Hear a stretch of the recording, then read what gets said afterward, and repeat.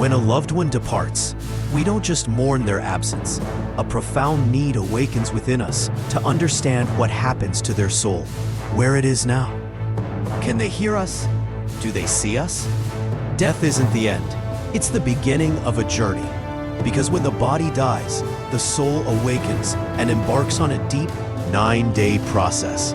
Yes, 9 stages in which the soul begins to shed everything that bound it: the body, memories, emotions, the material world, transforming and preparing for eternity. This is a process recognized by religions worldwide, from Christianity to Buddhism, from ancient Slavic beliefs to the testimonies of those who've experienced near death. They all agree. The soul doesn't leave all at once. It says goodbye, observes, and prepares for judgment. Today, we'll reveal this 9-day journey of the soul and what the Bible says about the stages of revelation, transformation, detachment, and judgment.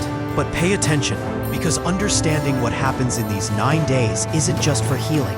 It's also to prepare us, because all of us, without exception, will walk that same path. Let's start with Day 1. Day 1, the soul's awakening. Day 1, the awakening of the soul. Death is the end for the body, but it's the beginning for the soul. When the heart stops and the flesh grows cold, what we are in essence, that invisible spark that thinks, feels, believes, and loves, doesn't die. Instead, it detaches. The soul separates from the body and suddenly awakens to a new reality. It no longer breathes. It no longer feels through the physical body, but it continues to exist. And the first thing it feels is confusion. It knows something has changed, though it doesn't fully understand it. Like waking up suddenly in a strange place, the soul opens its eyes, bodiless, in a timeless world. That's the first day. During the initial hours after death, the soul remains close to the body. It's still tethered and can witness what's happening: family crying, doctors turning off machines. It observes loved ones grieving, hears what they say, feels what they feel, but can no longer intervene. It hears and feels every emotion, but it can't respond. The body is no longer its instrument. It can only observe. And this sudden, overwhelming awareness marks the awakening for the soul. This can be unsettling. There might be calm or fear, lightness or anguish. It all depends on the spiritual condition in which it departed. This moment has been confirmed by thousands of near-death experience testimonies. Clinically dead individuals who claim to have seen their bodies from above, heard everything happening around them, and even tried to communicate without success. Some describe a sense of peace and lightness, as if liberated from a great weight, while others recount a state of anguish, darkness, or confusion, as if being dragged by an incomprehensible force. All these experiences share one essential point: consciousness doesn't fade at death, it intensifies. The Bible confirms this. The dust returns to the earth as it was, and the spirit returns to God, who gave it. There's a separation. The physical disintegrates, but the soul returns to its origin. But how does it do so? With what clarity? With what destiny? This is where the most important part begins. In the Bible, we read that judgment begins at the very moment of death. It is appointed for man to die once, and after that comes judgment. In that very instant, the soul confronts what it was, what it believed, and what it did. This isn't the final judgment of the apocalypse. It's an immediate evaluation where the soul faces the truth of its existence. The soul begins to recall what it said, what it kept silent about, what it did, and what it should have done. Sometimes in peace, other times with pain. And it doesn't just see itself. It begins to understand the impact of its actions on others. What seemed insignificant in life, a word, an omission, a decision, now reveals itself with total clarity. The soul doesn't just remember, it understands. This is the awakening of the soul. It sees itself with total clarity, as if every word, every thought, and every act is laid bare before God. Jesus himself explained it clearly. But I tell you that everyone will have to give account on the day of judgment for every empty word they have spoken. Everything will be part of this awakening, revealing both good and bad. And the scriptures reveal how this duality manifests in the parable of the rich man and Lazarus. The time came when the beggar died, and the angels carried him to Abraham's side. The rich man also died and was buried. In Hades, where he was in torment, he looked up. Here we see the two paths of each soul. Lazarus was carried by angels to peace, while the rich man awoke in torment. The teaching is clear. The soul isn't suspended or asleep. It awakens and begins to see the destination it's heading towards. That's why this first day is crucial. The newly detached soul begins to look at its existence from the outside, without excuses. It hasn't yet entered eternity, but it can no longer return. It's suspended between heaven and earth, between time and eternity, between the visible and the invisible. And everything that happens around it on that first day matters, because the soul still hears, still feels, and perceives the atmosphere surrounding it. So in this fragile moment, the soul can be helped or held back. This is why the reactions of loved ones are so important. Prayer, serenity in the environment, luminous memories, and firm faith can act as torches that illuminate the soul's passage. But despair, disbelief, fear, or rejection of death can confuse it, agitate it, and disturb it. On this day, everything has weight. This is the first day after death, the moment the soul truly sees who it was and understands whether its life was aligned with God or lived for itself.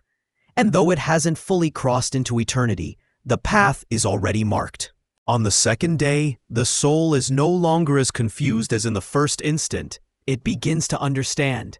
It no longer asks what is happening, but why. It knows it has died, no longer doubts it, and begins to accept that it has crossed a boundary and no longer belongs to the world it left behind.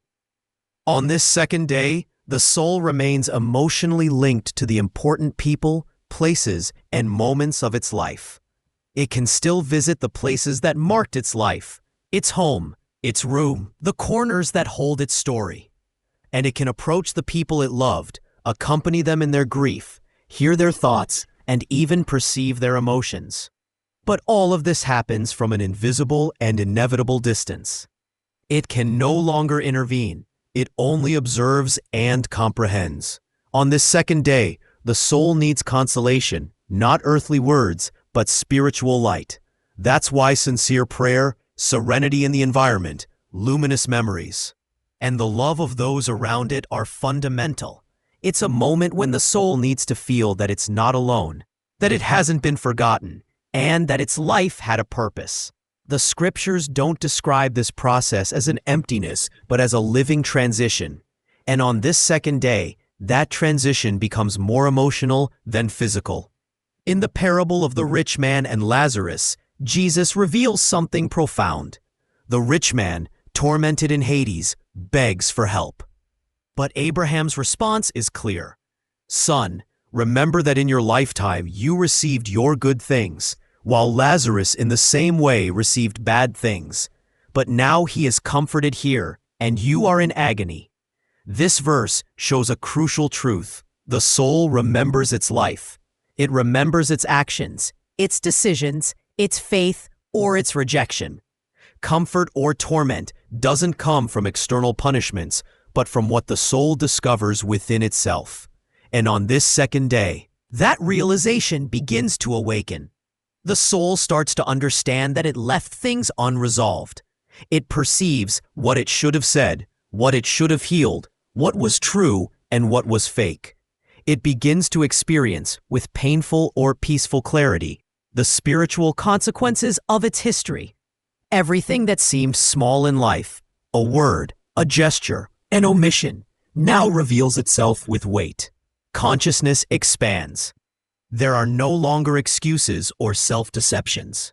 A desire also begins to emerge, to communicate, not always to ask, sometimes just to comfort, to say, I'm okay, I love you, forgive me. But that's no longer possible. The Bible makes it clear, as a cloud vanishes and is gone, so one who goes down to the grave does not return. He will never return to his house or be recognized by his former home. The soul no longer belongs to the earthly plane. It cannot return. It cannot stop its journey. Its only hope at this point is the faith and love of those who pray for it. Because this second day is also a day for the living, a day to pray, to remember with gratitude, to speak aloud words of love and light. Not to hold on, but to accompany.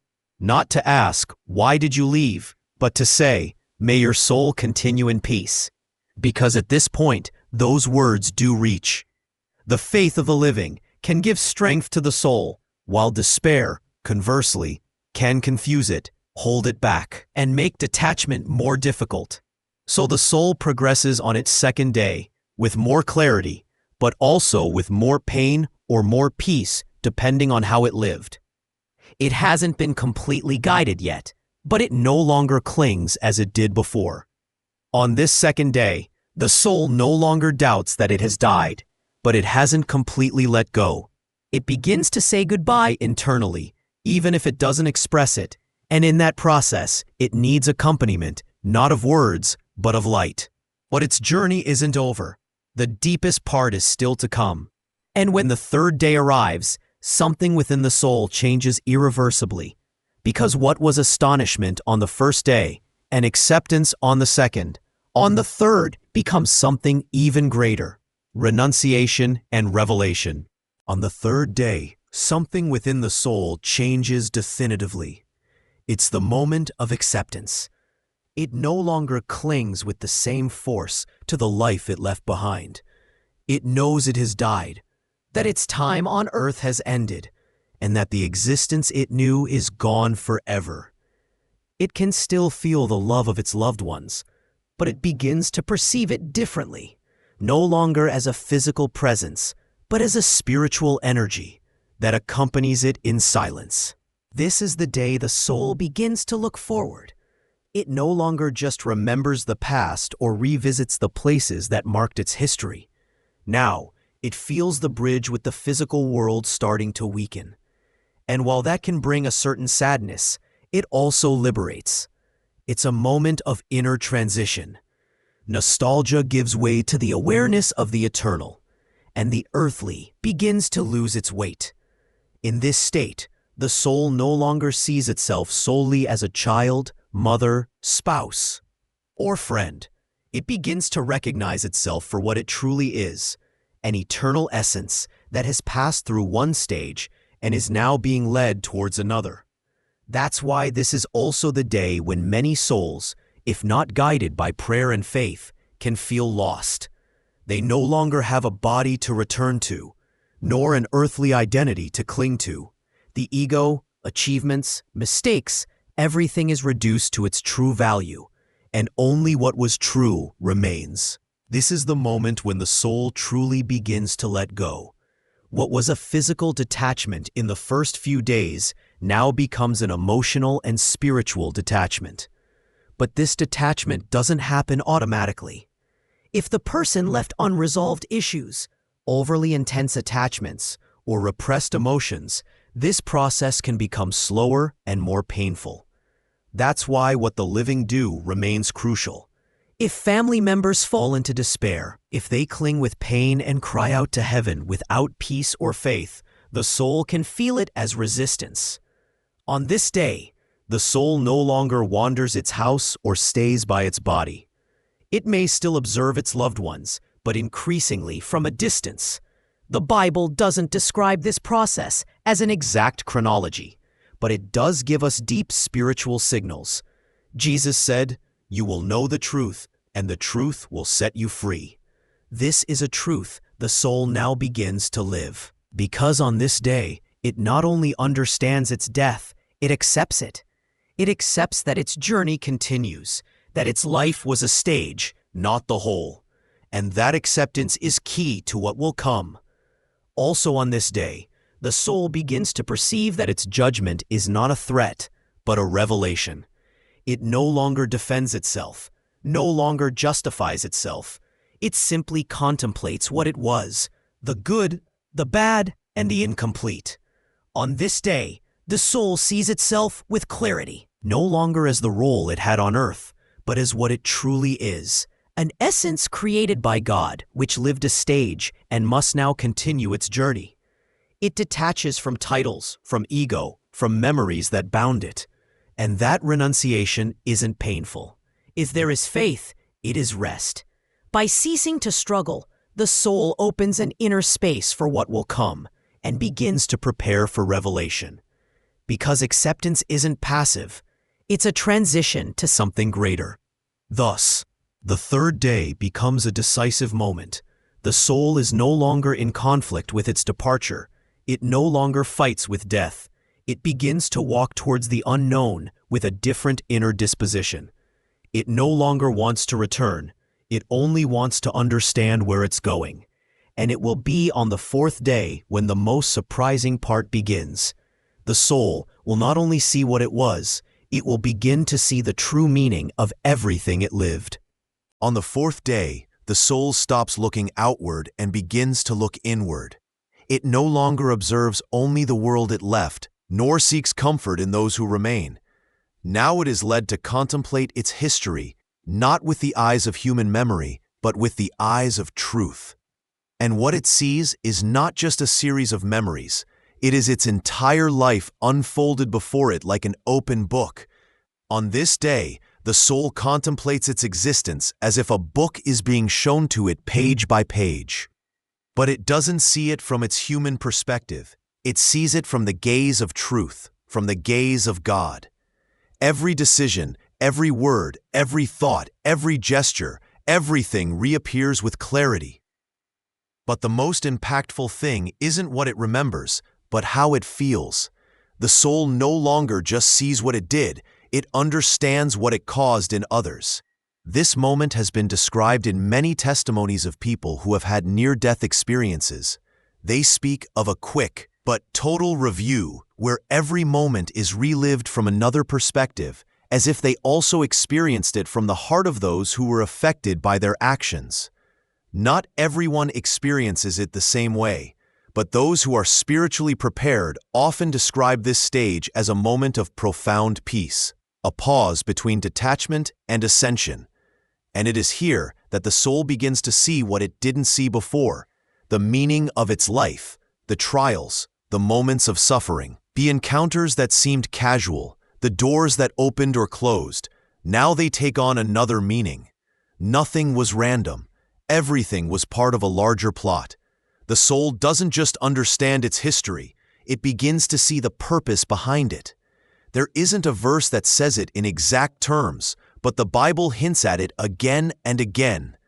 In 2 Corinthians 5, Paul writes, "For we must all appear before the judgment seat of Christ, so that each of us may receive what is due us for the things done while in the body, whether good or bad."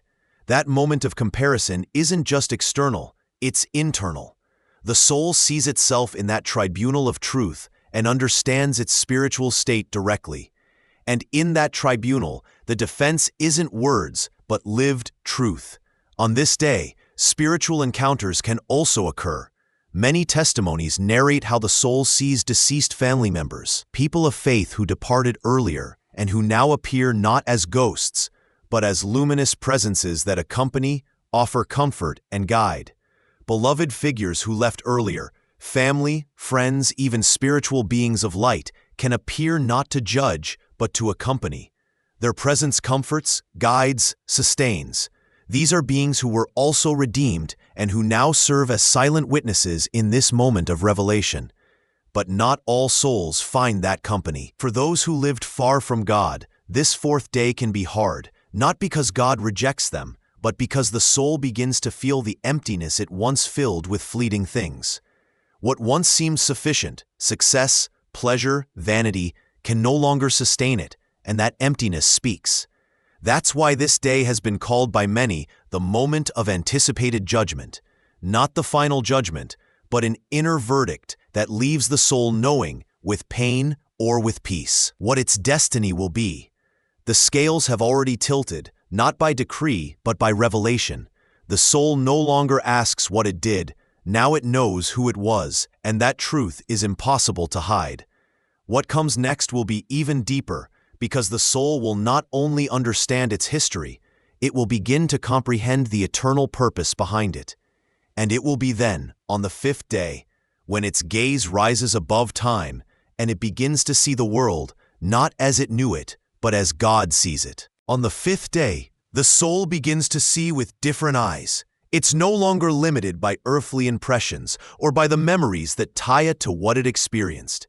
Now, a broader, more real, more profound vision opens before it. The soul, after having traversed the awakening, the realization, the acceptance, and the review of its life, now reaches a distinct state. It's not just about remembering or understanding, but about seeing. Its perception transforms. The physical world that so occupied it, that so conditioned it in life, now loses power. The soul no longer feels attachment to what it left behind. Neither achievements, possessions, nor material ties hold any weight over it. What was once urgent is now irrelevant, and what once seemed small is now revealed as essential. The soul begins to see from above, not from a physical place, but from a clearer, deeper consciousness. It understands that visible reality was only a part of the whole, a fleeting layer, and that behind all creation there is an order, a meaning, a truth that sustains everything. The unity of life is revealed with intensity.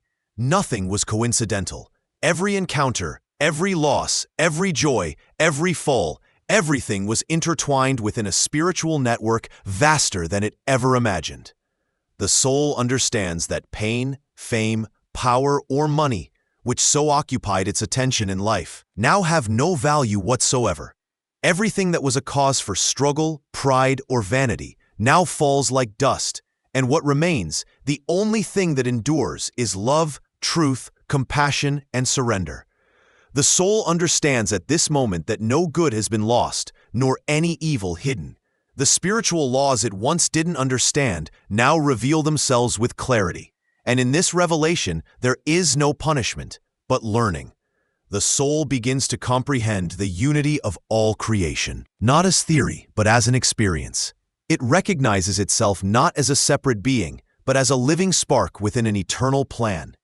It remembers the words of Jesus, "What good will it be for someone to gain the whole world, yet forfeit their soul?"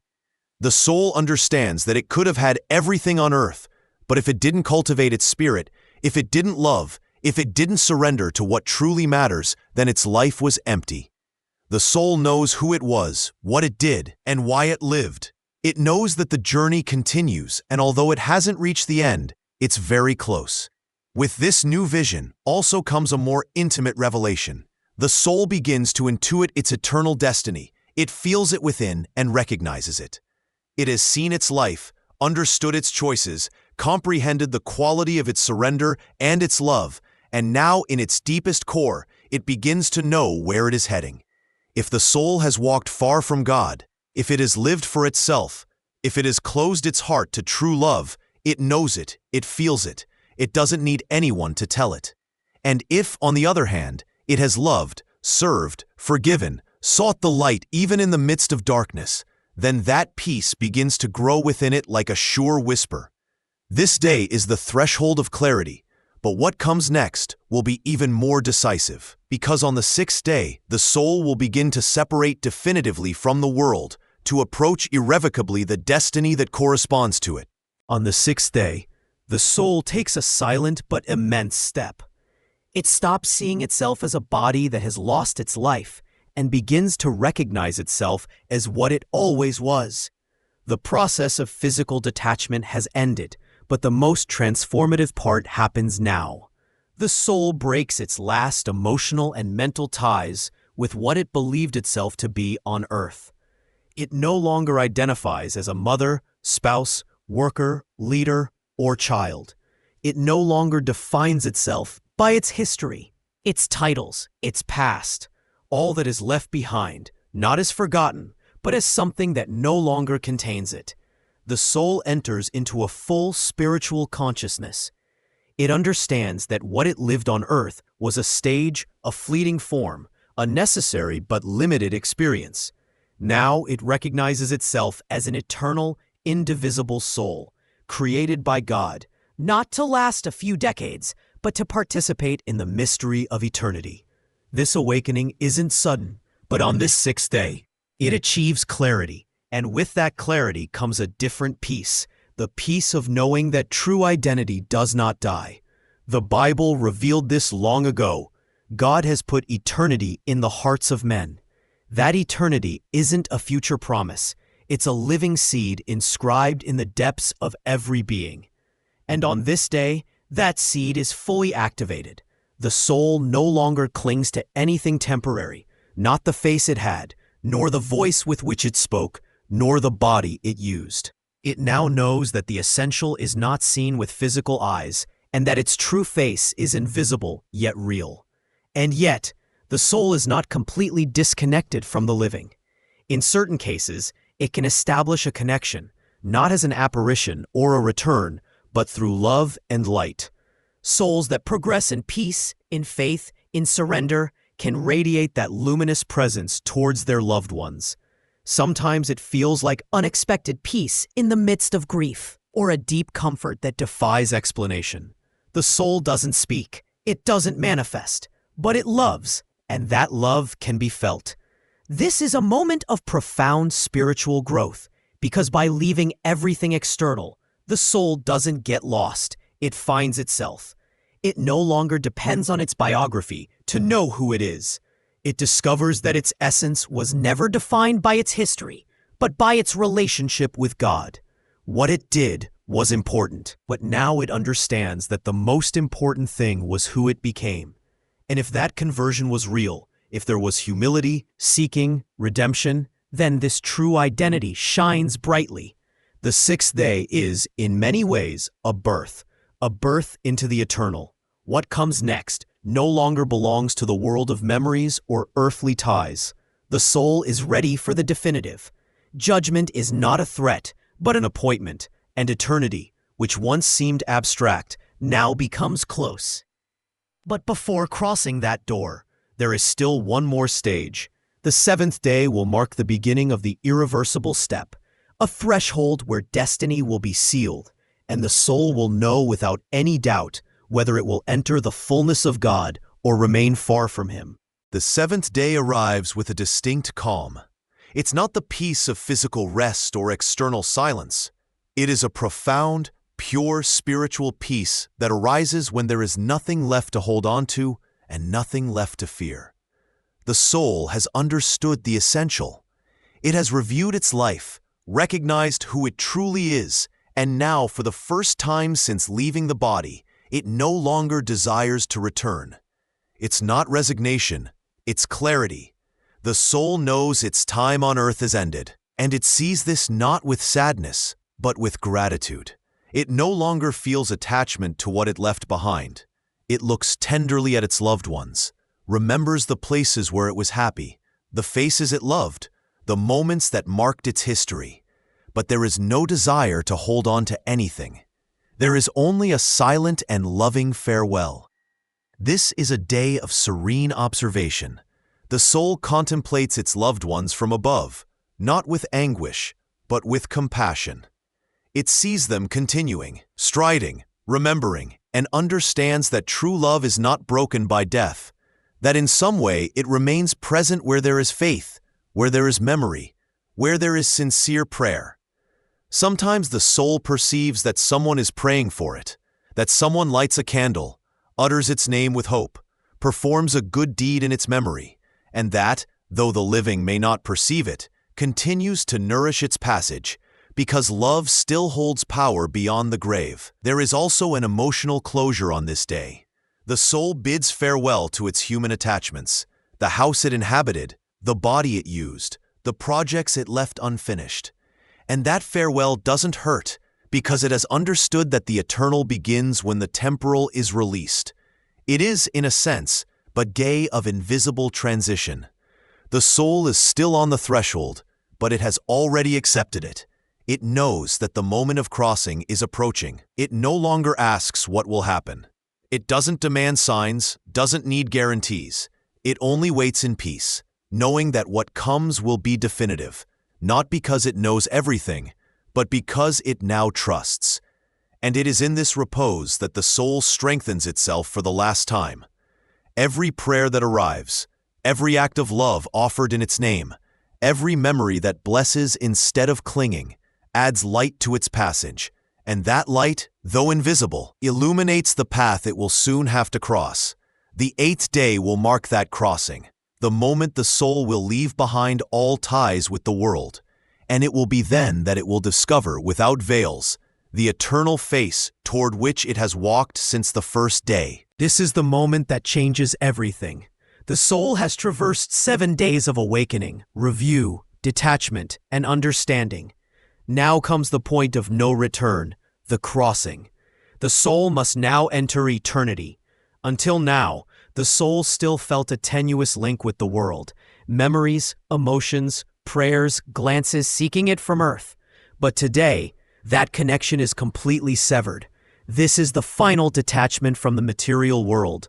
The soul leaves behind not only the body, but every bond that still tied it to the earth, and simply crosses. And it does so with what it has been, with what it has loved, with what it has believed. It carries nothing else, no apparent merits, no reputations, no justifications, only truth. And in that crossing, eternity opens like an immense threshold. There are 2 paths, only 2. Jesus stated it with undeniable clarity. Then they will go away to eternal punishment, but the righteous to eternal life. There are no other options, and it's not a choice, it's a revelation. Life was the opportunity, and eternity is the consequence. For the righteous, the crossing is light. It's rest in the embrace of the Father. It will be like returning home.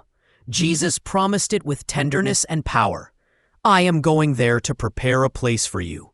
The soul that lived in him, that loved despite trials, that repented when it fell, that believed in his name until the end, will be received like a child returning to their father. But for those who lived with their backs to God, this crossing is darkness, emptiness. It is the final consequence of a life without redemption. Paul warned firmly, they will be punished with everlasting destruction and shut out from the presence of the Lord and from the glory of his might.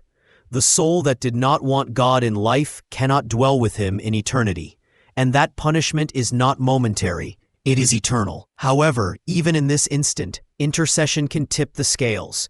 The scriptures offer a glimmer of mystery and hope, the prayers of the living. In heaven, Revelation reveals a crucial scene. The prayers of the saints were rising before God. These prayers are not empty words. They ascend like incense to the throne of God and have power. God receives them, hears them, and in his mercy can allow these prayers to bring light to the soul in its crossing. But what if no one is praying? What if the soul arrives alone, without love to intercede for it? Ezekiel describes that emptiness with pain.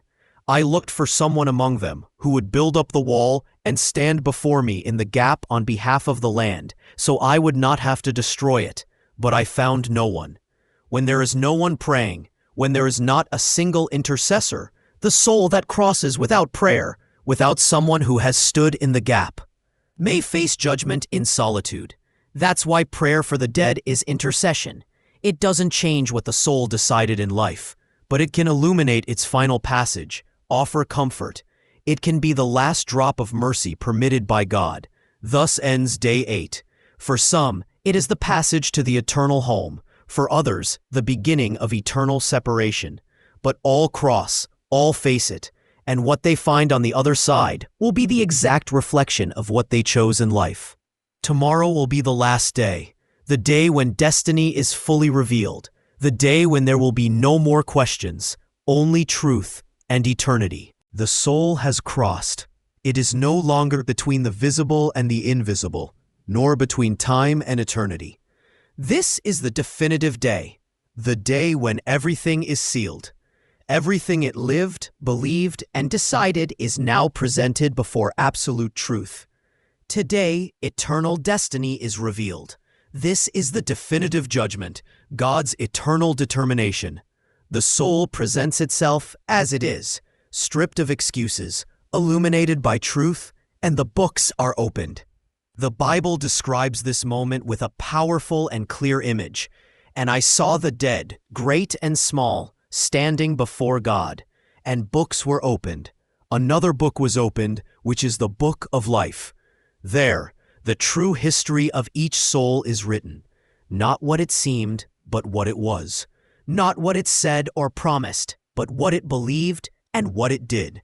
And in that judgment, the soul is not compared to others, but to truth itself. For the righteous, this moment is not one of fear, but of fulfillment. The soul that believed, that repented, that loved God above the world, is received as a long-awaited child. The promise is fulfilled. He will wipe every tear from their eyes. There will be no more death or mourning or crying or pain. It is the day of reward.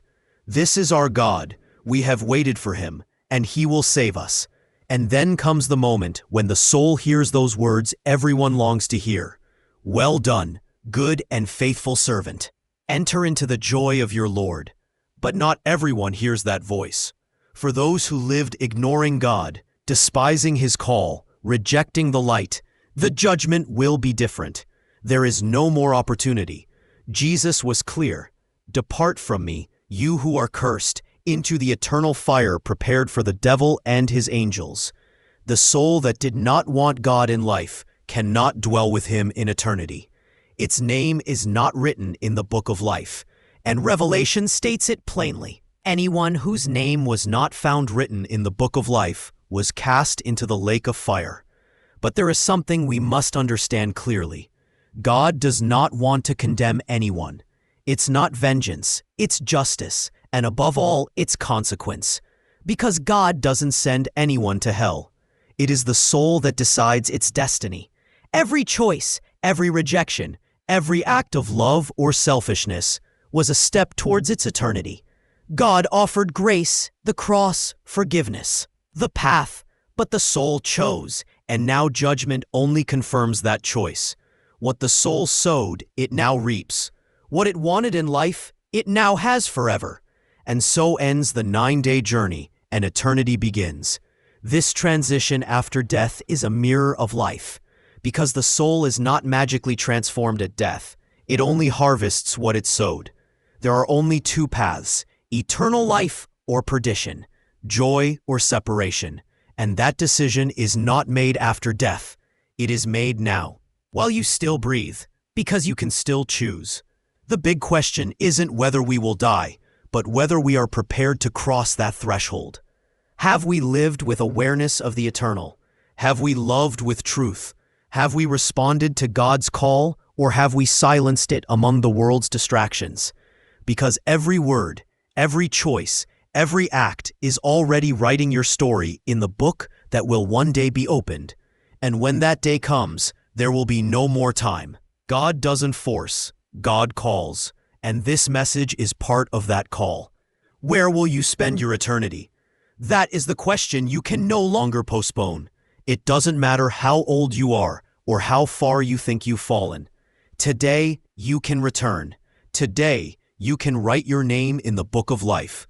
Today, you can claim the promise.